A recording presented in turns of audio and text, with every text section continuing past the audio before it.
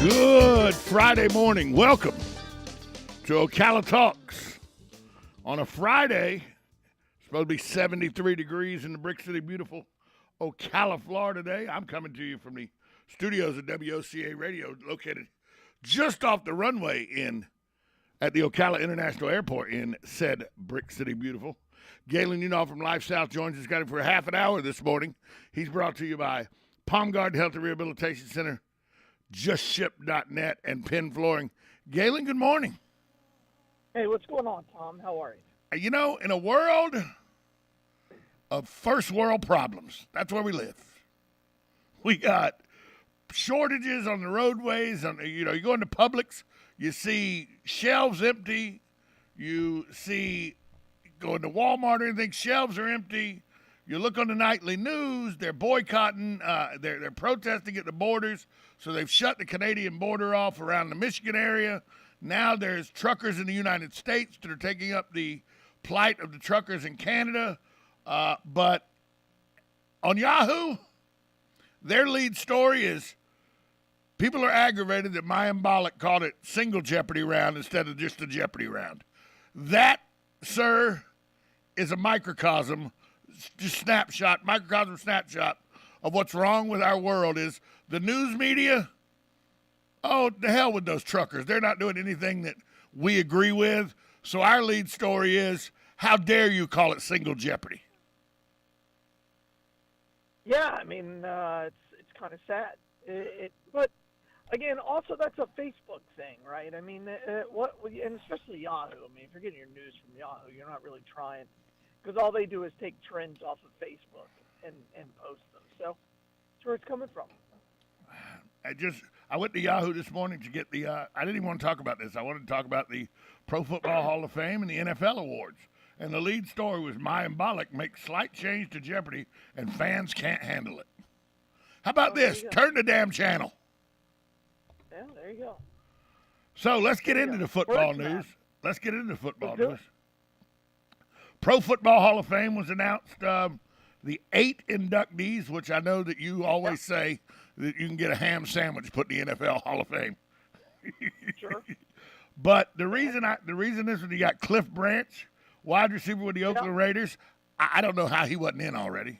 We could have that. I can tell you. I mean, he was never a top 5.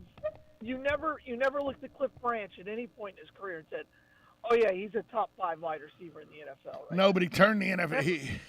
He made the deep threat legitimate. No, he wasn't the first person to do that. No, he was the one that made it a household term. Yes, he was.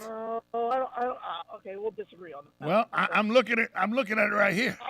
Bill Hayes was before Cliff Branch. Bill Hayes? Who's Bill Hayes? Bob Hayes. Bullet Bob Hayes. I mean, Bob Hayes. I'm sorry, Bob Hayes. Was the deep threat well before Cliff Branch. So Leroy Butler makes it in for the Green Bay Packers. Leroy Butler, Florida State's own Leroy. Art McNally, who I knew. Butler, let's stay on Leroy Butler. He created the Lambeau Leap. Yeah, where did he go to college? Florida State. Yeah, that's why I want to get off that guy. Okay, so Leroy Butler, Hall of Famer. Yeah, he is a Hall of Famer, and he went to some girls' institution. Okay, so Art McNally, who was an NFL official from 59 to 67, but I remember him being the supervisor of officials. He was the supervisor of officials from 1968 to 1991. He gets in. Sam Mills, that name's familiar around here, isn't it? People know Sam Mills? They know Ernie Mills. I wonder if you know Sam Mills. No, that was Ernie Mills went to Denellen. Yeah, I know. I was kidding. I mean, that's what I was doing. Yeah. So lauded for his leadership. Sam Mills played Go ahead. He played linebacker for the Saints. For the New Orleans Saints. Yeah, the Saints. Yep, and then the Panthers in his in career. Richard Seymour, New England Patriots and the Oakland Raiders. He got in. Dick Vermeil. He won with Philadelphia. Then he wins with the Rams. Yeah, he wins with the Rams. All coaches. And he was with the Kansas City Chiefs, all coaching. I was surprised it took him this long to get in.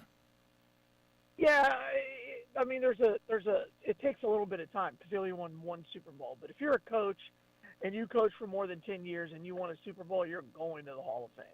Period. The way it is. Yeah, he played. He lost that Eagles, and somewhat held him back. Probably was that Eagles team was thought to be the shoe-in to win the Super Bowl that year, and they let the first time ever a wild card team beat them and win the Super Bowl.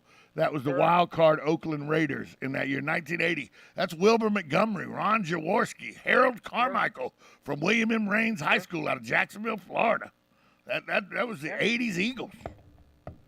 Absolutely. That's when I was impressionable. I was a front runner then.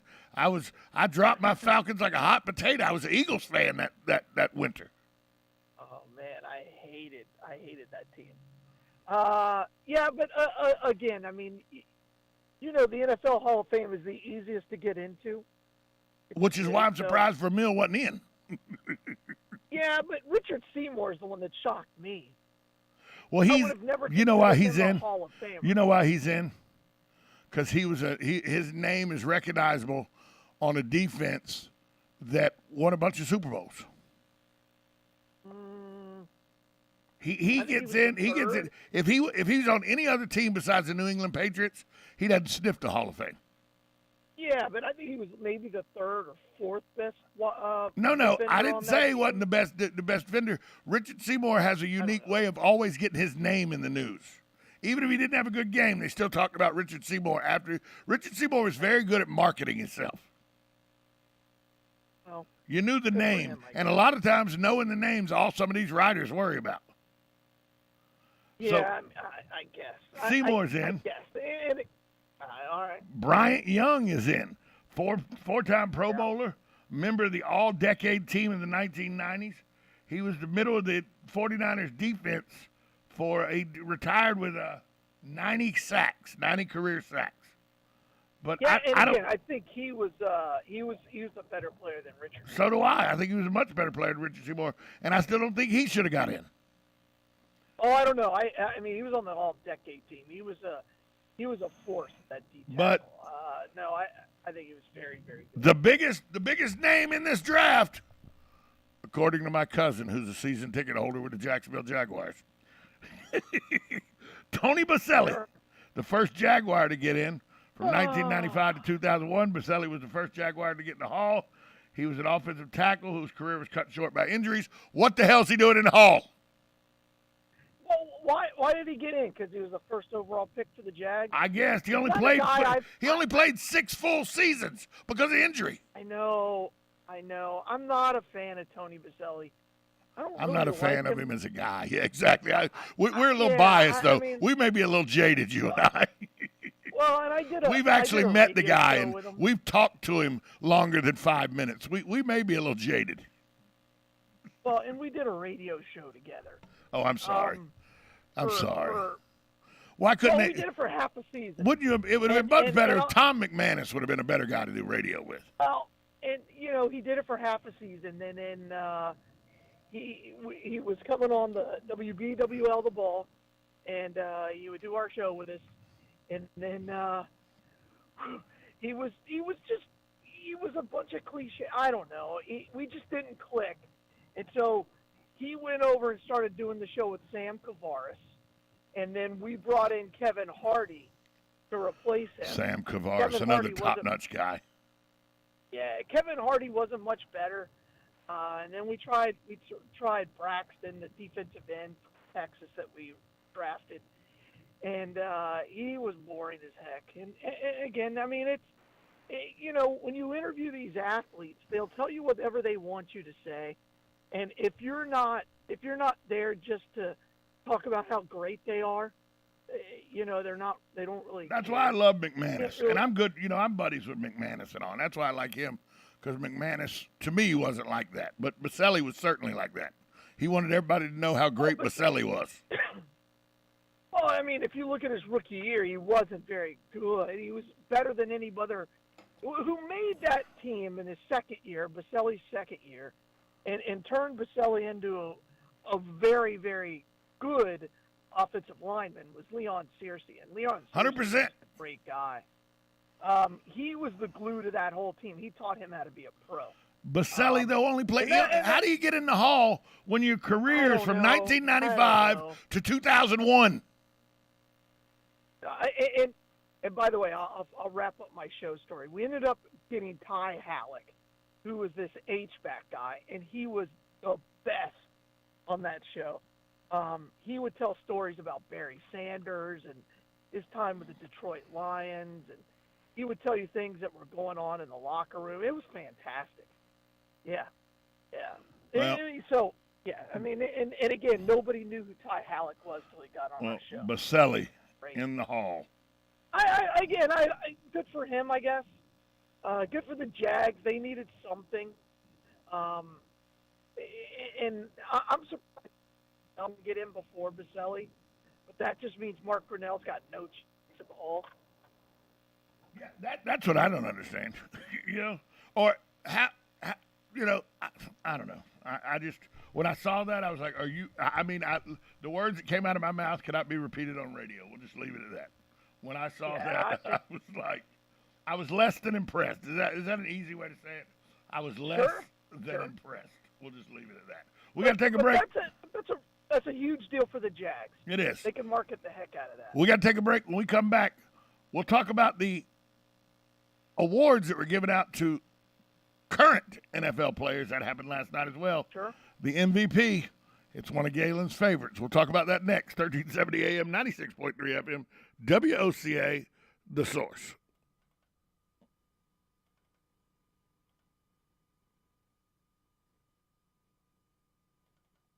Are you or your loved one being released from a hospital and wondering how you'll manage? Inform your physician that you want to go to Palm Garden of Ocala at 2700 Southwest 34th Street for your rehabilitation. Palm Garden provides pain management, post-discharge follow-up, diabetic care, psychosocial support, and so much more. Plus, they even offer outpatient rehab. This award-winning care facility has a team of licensed professionals dedicated to enhancing your independence. Call 352-854-6262 today. Are you wasting time boxing up packages and going to the post office or the UPS store? Are you tired of not knowing what you'll pay when you get there? Just Ship offers pickup service and flat rate packaging and postage rates, which takes the guesswork out of shipping while saving you time and money. So quit wasting valuable time and money. Call or text Just Ship at 352-234-3840. That's 352-234-3840. Just Shipped. Celebrate 10 new sculptures at Boba Brunch on Saturday, February 19th from 9 a.m. to 11 a.m. at the Magnolia Art Exchange. Engage with the artist panel while enjoying a variety of mimosas, brunch, and live music on the beautiful platform of the Ocala Union Station. The fun doesn't end there. Your ticket gives you VIP access to the following Tuscarora Sculpture Stroll celebration. For tickets and information, visit www.ocalafl.org/artpark or call 352-629-8447. Hi, this is JP from Penn Flooring here in Ocala. I would like to invite you to come in and visit our spacious showroom where we have solutions for every style and budget. From wall-to-wall carpet to hardwood floors and tiles, we have an unsurpassed selection of flooring. At Penn Flooring, we've provided quality customer service with a family touch for over 25 years. Visit our website at pennflooring.com or come by our showroom, 1201 Southwest 17th Street, just over the bridge. Penn Flooring, quality customer service with a family touch. Now you've done it. Have you lost your mind? He's back. And you're listening again. A legend in his own mind. Don't believe me? Just ask him. Here's Tom Schmitz live on WOCA. The Source. Welcome back to Ocala Talks on a Friday. Galen Enoff from Life South, brought to you by Palm Garden Health and Rehabilitation Center. Penn Flooring and JustShip.net joins us. Galen, last night, the superlatives were given out for the current NFL players for this season. And no surprise, Watts is named Defensive Player of the Year. Wait, but not J.J. Watts, who's won it 3 different times. No, his younger brother, T.J. Watts, wins it this year, beating out the likes of Aaron Donald and Myles Garrett. I think it's 20 sacks on the season. The second year he led the NFL in sacks. That did a lot to help him secure this award. To me, that was the easiest decision of the year. I mean, there was no doubt. Well, there was doubt. one that was just as easy to me, but you're right. It was very easy. T.J. Watts was head and shoulders above everybody all year. But the other one that was just as easy for me was Offensive Rookie of the Year, and that went to Bengals wide receiver Jamar Chase. Yeah, I think for a while there you thought maybe quarterback out of Alabama had a chance. Matt Jones, yeah. No, yeah, but it was Jamar Chase. I mean, can't argue that. I mean, if you drafted Jamar Chase, if you drafted Jamar Chase in your fantasy league this year, you got him for about $2,700. You got him real cheap. I traded him. Oh no, that wasn't smart. Oh yeah, no. I traded him for a running back and a wide receiver. He had a 266-yard game that broke a record for rookies. He finished with 1,455 yards. I mean, he beat out New England quarterback Matt Jones, who you said, but it wasn't even close to me. No, now, the defensive rookie of the year was Micah Parsons of the Cowboys. Again, I didn't think anybody else was as good as a rookie defensive. Micah Parsons is pretty good. He won that. You know where he won that? He won that in the media. I know Michael was okay. I mean, yeah. I don't know who would be better than him, but I don't think there was a standout this year the way there was on the offense. Here's one that surprised me, but then I understand it. The comeback player of the year. Did you see this? The comeback player of the year, second-year quarterback Joe Burrow. Who do you think should have been? I thought that was no. I understand it. I understand it. It makes perfect sense. It's just you don't see a second-year player win comeback player of the year. I know he injured himself. Yeah. He only 5 years in, he got injured. But just usually a comeback player of the year is somebody that's got a little tenure under their belt. Yeah, I got you. Like Alex Smith. I Right. think he's probably the comeback player of all time. Well, yeah, without a doubt. So, yeah, but again, I think they just needed to throw Joe Burrow something. Mike Vrabel comes out as coach of the year. I don't know that I necessarily think. Well earned. Oh, absolutely. I think what he did with that Titans team after, and again, it's a regular season award. What they did without Henry and still getting the number one seed, well done. I just think the NFL. I just think the NFL, if they were smart, make a lawsuit go away. Just make a lawsuit go away. Give your guy from the Flores. Give Flores coach of the year for what he did, turn him around from the 0-7 start. I'm just that lawsuit goes away then. Did you see that he got votes? I did see that. I did see that. All right. Offensive player of the year. We forgot about defensive player of the year. Offensive player of the year may have been just as easy. Cooper Kupp wins offensive player of the year. I don't think that's a doubt. I mean, the guy. I think he's open right now. Right now. I think he wakes up and goes to bed open. Walter Payton Man of the Year. His covers. Right. He could be under his covers and still be open. Uncovered. Walter Payton Man of the Year, and this is really the best award for me because this shows a person who, works behind the scenes to help his community and really gets involved with his community and everything. That went to Rams offensive tackle Andrew Whitworth. Well, and he's been in the league forever. So I think that helps. But I also think there's a huge PR machine behind that. Certainly. And again, I think it's important that we shine light on the good deeds that these guys do. And congratulations to all 32 guys that made the finals of the Walter Payton Award. Because if you're the Walter Payton finalist for your team, you're a hell of a guy. I wouldn't mind if they recalled it the Work Done Award, though. But, yeah, I got you. Well, and by the way, I understand why they call it the Walter Payton Award, but I would ink my name to a petition that had a Florida State logo on it if it was to rename it the Warwick Dunn Award. Because Warwick Dunn, in my estimation, Dunn's a guy we can both agree on, right? Because he played for the Falcons. He played for the Falcons, and he played for the. But even if he didn't play for the Falcons, because of what he did, the story of his mother, a New Orleans police officer, shot in the line of duty. What he does with Habitat for Humanity, giving a needy family a home every year. I mean, he goes on. there's just so much you don't know Warwick Dunn does, along with the stuff he does at Christmas time, giving to needy families, and when he goes out and ride-alongs and just gives money to mothers and all in traffic stops and all. There's just so much you don't know he does, plus all the stuff he does to help New Orleans. I got to know a little bit about that when my ex-wife and I went over to New Orleans and helped with the cleanup after Katrina.